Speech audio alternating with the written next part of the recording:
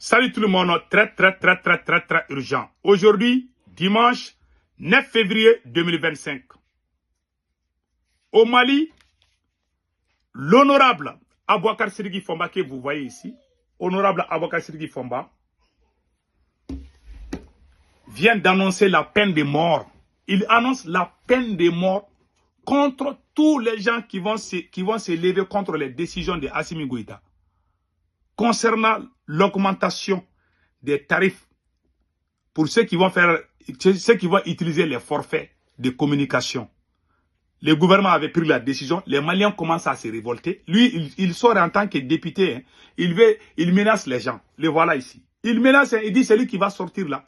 Ah, c'est lui qui va essayer de pousser les gens contre cette décision-là, qui aura la peine de mort. Selon lui, l'article 34, je ne sais pas.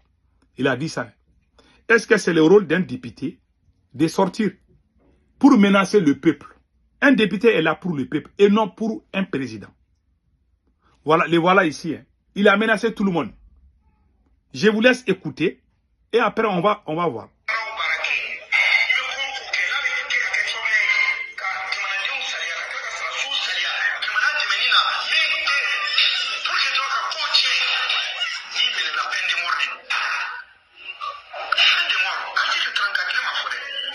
Voilà. Il dit peine de mort, article 34. Que ça va, que lui il va appliquer ça. Voilà des gens comme ça qui sont autour de Assimi Goïta, qui insultent le peuple malien. Et puis c'est des gens qui disent, oui, on paye les taxes aux États-Unis, on paye les taxes, je ne sais pas, en France. Mais chez eux, il y a le travail, non? Il y a travail, on paye taxes, oui. Il n'y a pas coupure d'électricité, ni rien. Voilà un député. Le rôle d'un député, c'est quoi? Le gouvernement a décidé. Lui, en tant que député, il aurait dû attendre jusqu'à ce que ça arrive au CNT. Mais il s'est précipité tout d'un coup. Il commence à menacer tout le monde. Parce que le peuple n'est pas d'accord. Pourquoi? Et je vais vous donner la raison. Pourquoi les Maliens ne sont pas d'accord de cette décision?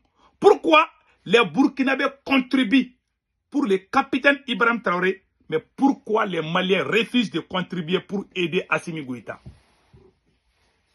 Je vais vous donner un proverbe bambara. Vous voyez, les margouillas, si tu mets les margouillas sur le mur là, les margouillas peuvent aller seul, n'est-ce pas? Mais si tu mets les crapauds là, sur le mur, il va tomber. Comprendra qui comprendra. Le capitaine a diminué son salaire. Le capitaine n'a pas amené sa famille pour gouverner le Burkina. Le capitaine a jugé les voleurs du Burkina Faso. Publiquement. Regardez au Mali. Je vais vous lire un chiffre, ça va vous impressionner. Ils ont dit un chiffre ici, alors que c'est faux. Moi, je sais que c'est faux. Je vais lire ça tout de suite, vous allez comprendre. Ils ont dit ici, 400 milliards récupérés dans la lutte contre la corruption. 700 milliards attendus avec la relecture des contrats miniers. Près de 100 milliards par an avec la mine Golamina. Je pensais que le gros problème avait été réglé. Source Kassim Tera. Donc, vous avez tous entendu ça? Ils sont sortis dire oui, il y a ceci, il y a cela. Les gens ont applaudi, oui. Donc, vous voyez les résultats. Tout ça, c'est des faux chiffres. Et je vais vous faire une révélation. Ces gens-là, il y a l'argent au Mali. Hein. On est en train de voler. Le Mali est troisième producteur de l'or en Afrique. Comment un pays qui est troisième producteur de l'or en Afrique n'arrive même pas à donner le courant à son peuple? Est-ce qu'il y a embargo au Mali? Il n'y a pas embargo. Il n'y a plus embargo. Hein. Il y a manque d'argent. Ceux qui peuvent bien gérer le pays, Assimi ne les aime pas. C'est lui le gros problème. Il y a des gens compétents.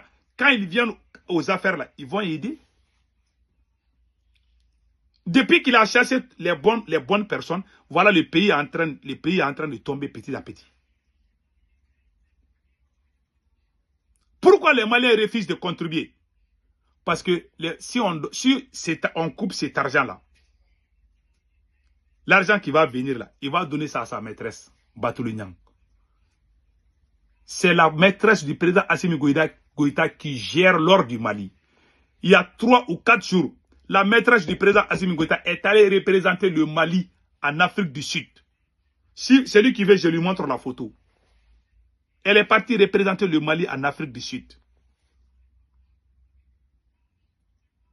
Ça, c'est quoi? Pas sa femme, mais sa maîtresse. Un président qui fait ce genre de choses, est-ce qu'on peut lui faire confiance? Non. L'oncle du président Assimi Goïta a volé l'argent du pays. Voilà un député, un voyou du nom de, je ne sais pas quoi là. Et attendez là, je vais vous montrer les gars là. Je suis tellement fâché. Regarde-moi ce gars là. Il sort et il menace tout le monde. Un député est celui qui est aux côtés du peuple, qui défend le peuple. Mais un député qui insulte le peuple, un député qui menace le peuple, c'est un chiffon. Ce gars, il est la plus grande honte de sa génération. Abouakar Sirigi Fomba. Voilà des gens comme ça. Hein.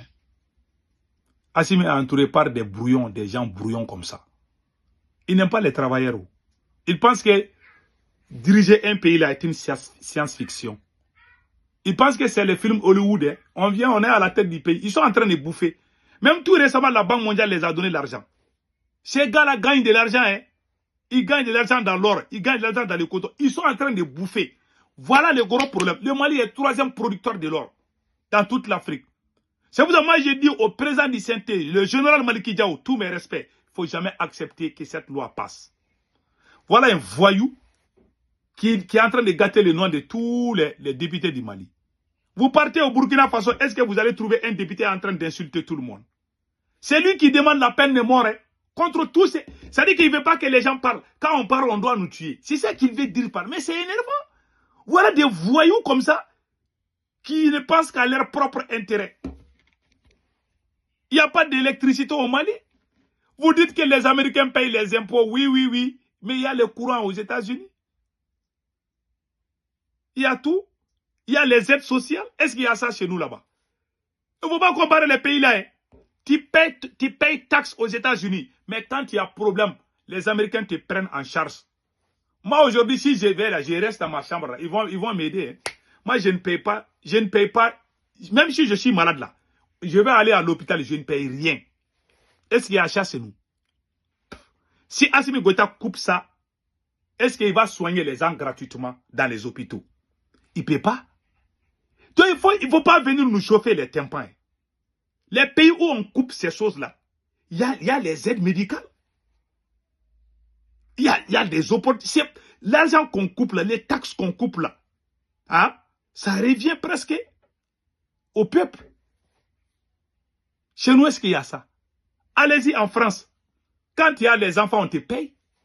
Est-ce que vous faites la même chose? Vous dites qu'on paye taxe là-bas, non? Vous voulez comparer les pays, mais vous pensez que les gens sont bêtes ou quoi? Vous pensez que les gens sont bêtes? Les gens ne sont pas bêtes. Les gens payent taxe. Mais en retour, il y a des opportunités qu'on ouvre pour tout le monde. Est-ce qu'il y a ça chez nous? Ils vont couper cet argent, ils vont partager cette somme avec leurs... C'est des chiffres de milliards. Ils vont se partager avec leurs copines, leurs maîtresses. Voilà pourquoi les Maliens ne sont pas d'accord. Assimi Goïta, il ne veut pas travailler avec les gens qui sont honnêtes. Tous les gens qui sont autour de nous là, c'est des vrais voleurs. Son propre oncle a détourné plus de 80 milliards. Lui-même, il a bouffé plus de 90 milliards pour l'électricité. Celui qui dit qu'il n'y a pas d'argent, il y a l'argent au Mali. On est en train de détourner. On est en train de tout bouffer.